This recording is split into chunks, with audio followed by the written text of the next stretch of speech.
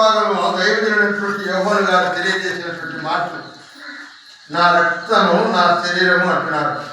నా శరీరం తిని నా రక్తం త్రాగువాడు నిత్య జీవము కలవాలి. మనము ఆయన యొక్క శరీరాన్ని మనం తీసుకోవటానికి సిద్ధపడుతున్నాం. ఆయన శరీరము ఆయన రక్తం త్రాగటానికి సిద్ధపడుతున్నాం.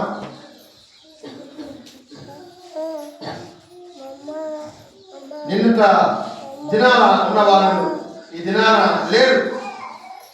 ఎందుకు లేకపోయారు అంటే దేవుని యొక్క ప్రణాళిక వారి దగ్గర లేదు. దేవుడు ఎవరినైతే పిలుస్తాడో వారు వెళ్ళవలసిందే, ఎవరినైతే రమ్మంటారో వాళ్ళు వెళ్ళవలసిందే. కానీ ఇక్కడ మనం వెళ్ళక మునుపు మనం ఏం చేయాలా, వెళ్ళక మునుపు మనము దేవుణ్ణి దగ్గరికి ఎలాగ రావాలా, ఎలాగా దేవుణ్ణి మనం స్తుతించాలనేటువంటి ఇక్కడ మాటలు మనం జ్ఞాపకం చేస్తా ఉన్నాయి. దేవుడు మహాకృపను బట్టి 60వ వచనం చదువమ్మా. 60వ వచనంలో ఆయన శిష్యులు అనేకులు ఈ మాట విని, ఇది కఠినమైన మాట ఎవడు వినగలడని చెప్పుకొని యేసు తన శిష్యులను దీన్ని గురించి సనుకొనుచున్నారని తనకు తాను ఎరిగి వారికి ఇచ్చాను. దీని వలన మీరు అభ్యంతరపడుతున్నారా? చాలు, అభ్యంతరపడుతున్నారా? దీని వలన యేసు ప్రభు చెప్పినటువంటి మాటకు వీళ్ళు అభ్యంతరపడుతూ ఉన్నారు. ఇది చాలా కఠినమైన మాట. మనిషి శరీరాన్ని ఎవరైనా తినగలడా? ఎవడైనా ఇయ్యగలడా? ఒక మనిషి శరీరము మనుషులకు ఇవ్వాలంటే ఇది ఎంత కష్టతరమైనటువంటి మాటని ఆయన శిష్యులు ఆయన చదువుకుంటూ ఉన్నప్పుడు ఆయన వాళ్ళ ఆలోచనలు ఎరిగిన వాడయండి, వారి హృదయాలు ఎరిగిన వాడయండి తెలియజేస్తా ఉన్నాడు. మీరు ఎందుకు చదువుకుంటున్నారు? దీనికి అసాధ్యమైనది ఏమి లేదే. మనిషి కుమారుడు శరీరం తిని ఆయన రక్తం త్రాగువాడు నిత్య జీవము గలవాడు అంటున్నాడు. నిత్యం అంటే నిత్యం బ్రతకాలంటే మనం ఏం చేయాలా? యేసు ప్రభు శరీరాన్ని మనం తినాలా, యేసు ప్రభు రక్తాన్ని తాగాల. మనం నిత్యం జీవించాలంటే, నిత్యం బ్రతకాలంటే కూడా మనం ఎప్పుడు చనిపోతాం మనకు తెలియదు, ఆ సంగతి వేరు. దేవుడు ఎప్పుడు వెళ్తే అప్పుడు వెళ్ళిపోతాం. కానీ వెళ్ళిపోక మునిపే మనం ఏం చేయాలంటే యేసు ప్రభుని జ్ఞాపకం చేసుకోవాలా. ఆయన నిజమైన దేవుడని, నిజమైన యేసుక్రీస్తు ప్రభు అని, నిజ రక్షకుడని ఆయన మనం జ్ఞాపకం చేసుకోవాలా. ఈరోజు ఆయన జ్ఞాపకం చేసుకోవాలంటే ఎంత కష్టపడాలా, ఎంత శ్రమ పడాలా, ఎంత ఇబ్బంది పడాలా. ఎందుకంటే ఈ యొక్క పని చేయాలంటే కష్టపడాలి, కొంత మటుకు కష్టపడతారు. కష్టపడకుంటే కష్టానికి ఫలితం లేదని దేవుని వాక్యం మనకు తెలియజేస్తాము. ఈరోజు ప్రభు దినము రాత్రంతా సిద్ధం చేయాలి. ఏమన్నాడు? 88వ కీర్తన ఒకసారి చదువుకుందాం చూడండి.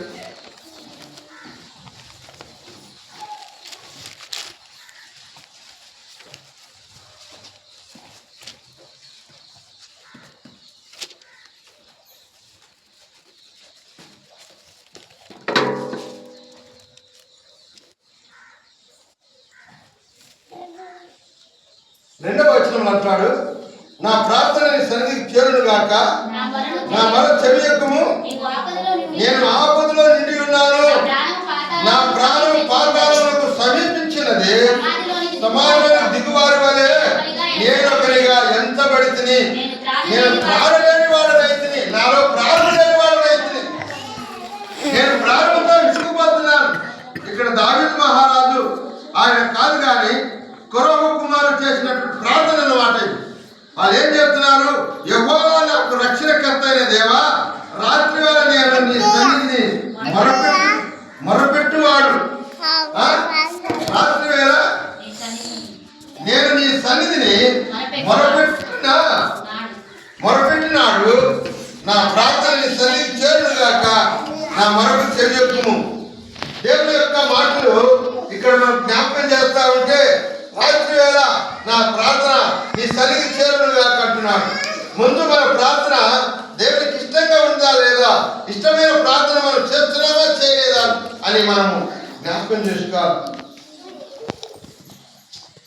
ఇది ప్రభు దినము, విశ్రాంతి దినం అని చాలా మంది జ్ఞాపకం చేసుకోరు. ఎందుకంటే దేవుడు అసలు ఉన్నాడా లేడా, దేవుడు అంటే ఏం చేయాలా, దేవుని అంటే మనం ఎందుకు, దేవుని కొలవటానికే మానవుని దేవుడు సృష్టించాడంట, తయారు చేసినట్ట.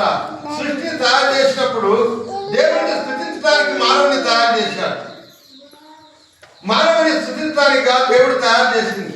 దేవుడిని స్తుతించడానికే మానవుని తయారు చేశాడు. ఆనాడు మానవుడు లేడు, మనుషులు లేరు, భూమి నిరాకారంగా శూన్యముగా ఉంది. ఆ శూన్యంలో సృష్టిని కలగజేశాడు దేవుడు.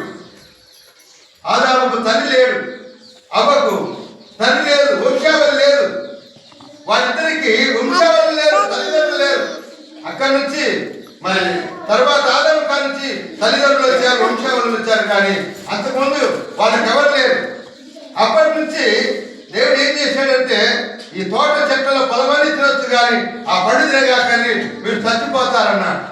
ఏమిటో చచ్చిపోతారంటే మీరు ఆత్మలో చచ్చిపోతారు. శరీరకంగా కాదు, శరీరకంగా ఉంటుంది కానీ ఆత్మలో మీరు చచ్చిపోతారు. దేవుడు చెప్పినటువంటి మాట.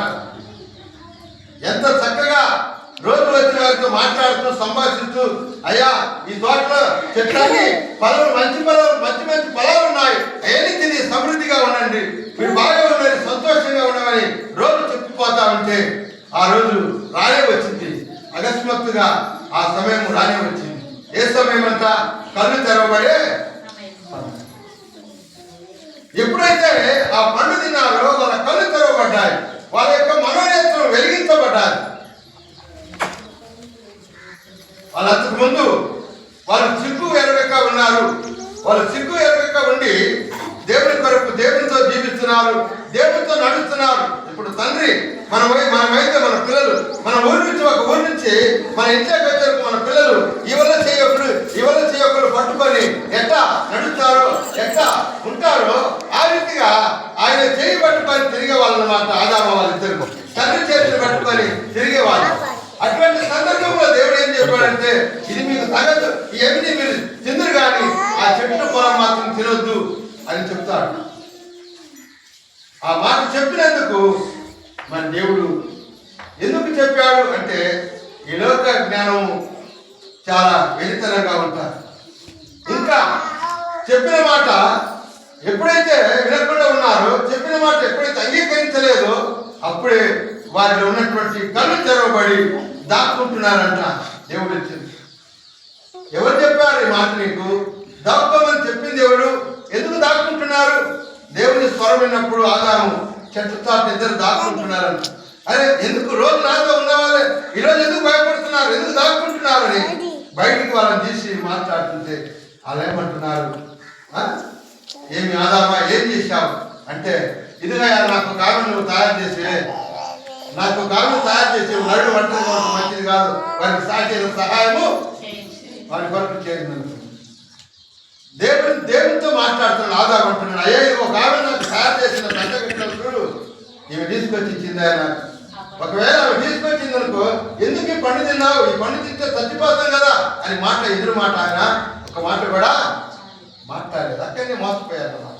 అందుకనే ఆజ్ఞ అతిక్రమే పాపము జీతము మరణం. వాళ్ళ ఆజ్ఞ అతిక్రమించబట్టే అక్కడి నుంచి మరణం సంప్రాప్తమైంది. వాళ్ళిద్దరు కొడుకులు కన్నారు.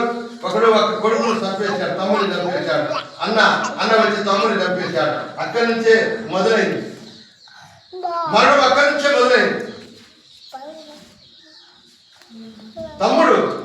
తమ్ముడిని ఎవరైనా చంపుతారా? ఇద్దరు అన్నదమ్ములే కదా, ఒక 1,00,000 మంది ఒక తల్లికి పుట్టిన వాళ్ళే కదా. మరి వాళ్ళకున్నటువంటి కక్ష, వాళ్ళకున్నటువంటి ఆ కోపం. అందుకని దేవుడు అంటాడు, ఆ కయ్యును తంటాడు, కయ్యున నీవేళ కోపము నీ ముఖములో కోపం అగపడుతుందంట. కోపము నీ వాకిట పాపము పొంచుకొని ఉంది అంటాడు. అందుకనే దేవుని మనం స్తుతించడానికే దేవుడు మనల్ని పుట్టించాడు, మనల్ని పెంచాడు, పెద్ద చేశాడు. ఈ రోజు ఎందుకు దేవుని స్తుతించలేక దూరం అయిపోతున్నారు? దేవుని దగ్గరికి రావాలంటే ఎందుకు భయపడుతున్నారు? ఎందుకు భయపడిపోతున్నారు? ఏమన్నాడు రామభక్తుడు అంటాడు, మనుషులందరూ పాపం చేసి దేవుడు అనుకుంటున్న మహిమను అందరూ పాపం చేసిన వాళ్ళమే, అందరూ పాపమే, తల్లిదండ్రులు పాపం చేసి పుట్టిన వాళ్ళమే, పాపంలో పెరిగిన వాళ్ళమే. కానీ పాపం పోగొట్టుకోవటానికే నువ్వు మందిరానికి రావాలి. నీలో ఉన్న పాపం పోగొట్టుకోవటానికే దేవుని దగ్గరికి రావాలి. ఆ పాపం పోవాలంటే మనం ఏమి చేయాలా? యేసు ప్రభు రక్తంలో కడగబడాలి. యేసుప్రభు రక్తాన్ని మనం తీసుకోవాలి, యేసుప్రభు శరీరాన్ని మనం తినాలి.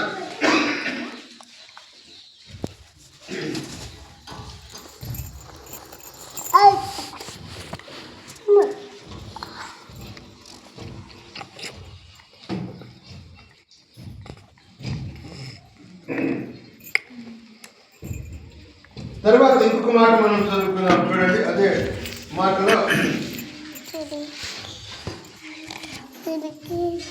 యోహాను సువార్త 6వ అధ్యాయంలో